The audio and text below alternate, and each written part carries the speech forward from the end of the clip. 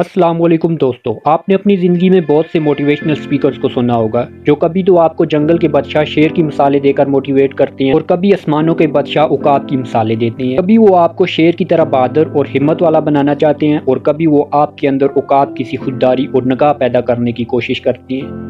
یہ سب اپنی جگہ ٹھیک ہے، لیکن آج میں جس چیز کی مثال دے کر آپ کو موٹیویشن دینے والا ہوں وہ ایک ایسی چیز ہے جس کو آپ اپنی روزمرہ زندگی میں بھی ایکسپیرینس کر سکتے ہیں۔ دوستوں، میں آپ کو جس چیز کی مثال دینے والا ہوں وہ ہے چیونٹی۔ جی ہاں، آپ نے بالکل صحیح سنا۔ آپ نے اپنے بچپن میں ضرور یہ ایکسپیرینس کیا ہوگا کہ جب کوئی چیونٹی اپنی منزل کی طرف گامزن ہوتی تھی تو ہم بار بار اسے روکنے کے لیے اس کے راستے میں کبھی تو انگلیاں رکھتے اور کبھی چھوٹی چھوٹی لکڑیاں اٹھا کر رکھتے تھے۔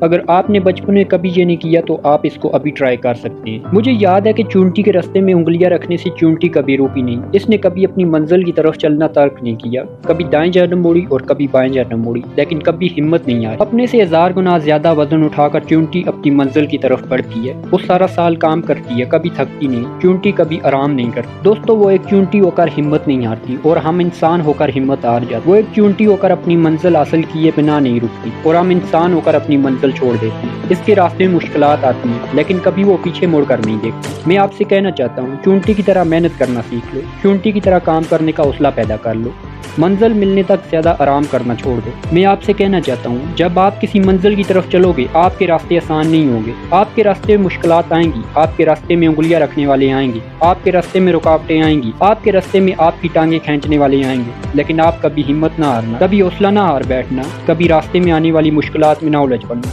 کیونکہ بڑی منزلوں کے مسافر راستے میں آنے والی ہر مشکلات میں الجھتے نہیں۔ آگے بڑھتے جانا، تمہاری منزل تمہارا انتظار کر رہی ہے، وہ تمہیں گلے لگانے کے لیے تیار ہے، بس تم ہمت نہ ہارنا، بس تم ہمت نہ ہارنا۔